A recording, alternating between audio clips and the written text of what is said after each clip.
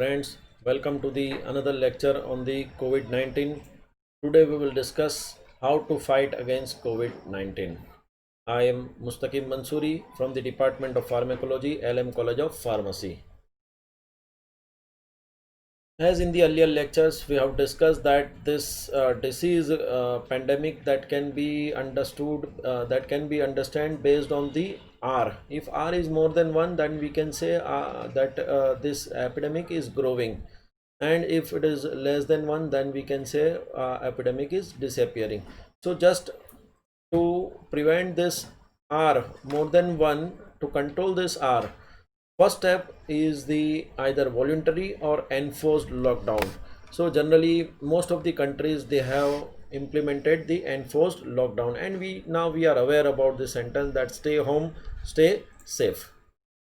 Next, or we can say that is the earlier step, that first stop the international and domestic flights. If we stop the international flights, then because of this it will prevent the entry of virus within the country, and by the stopping the domestic flights, we will prevent the local transmission within the country. We should also stop the public transport to avoid this further local transmission. And no gathering, irrespective whether it is a religious or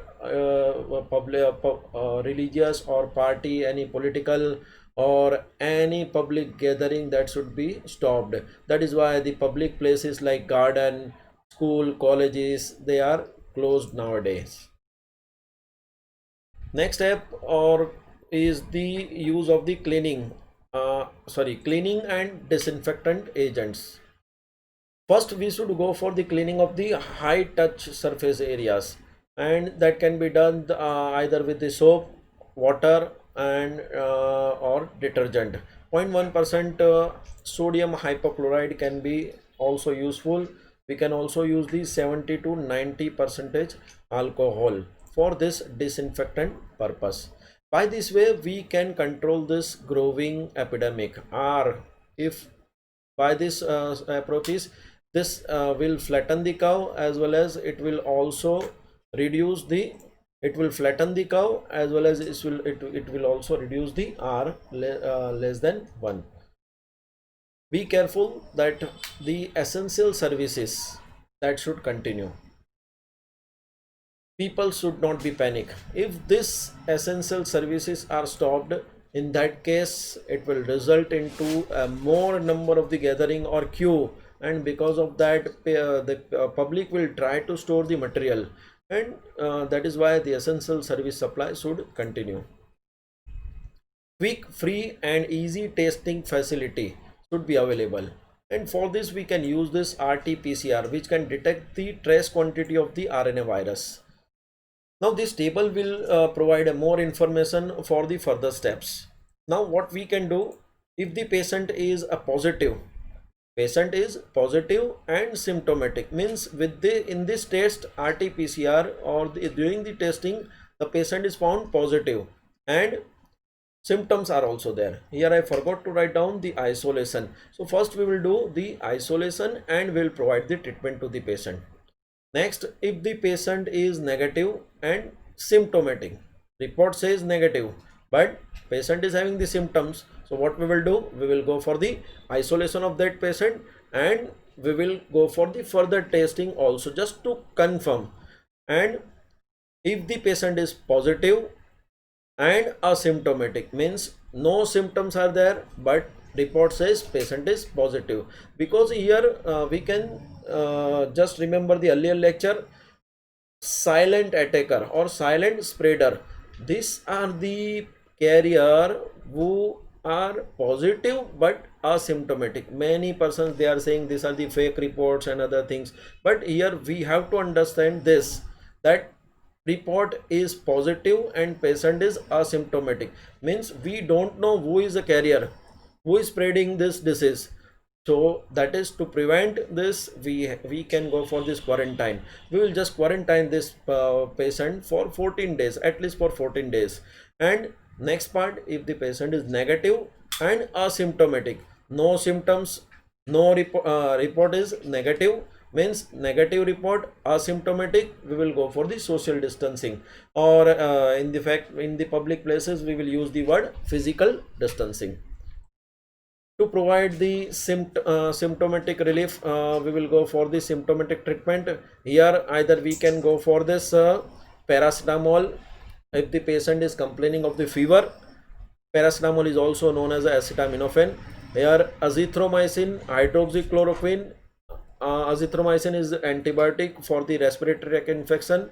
Hydroxychloroquine, anti-malarial agent, and remdesivir, that is antiviral agents. These three agents are either used alone or in the combinations.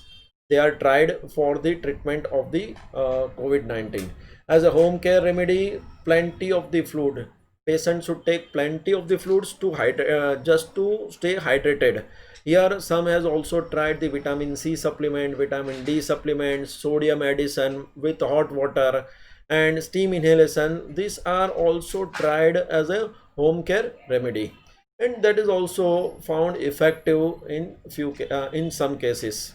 But be careful, these are the symptomatic treatment only.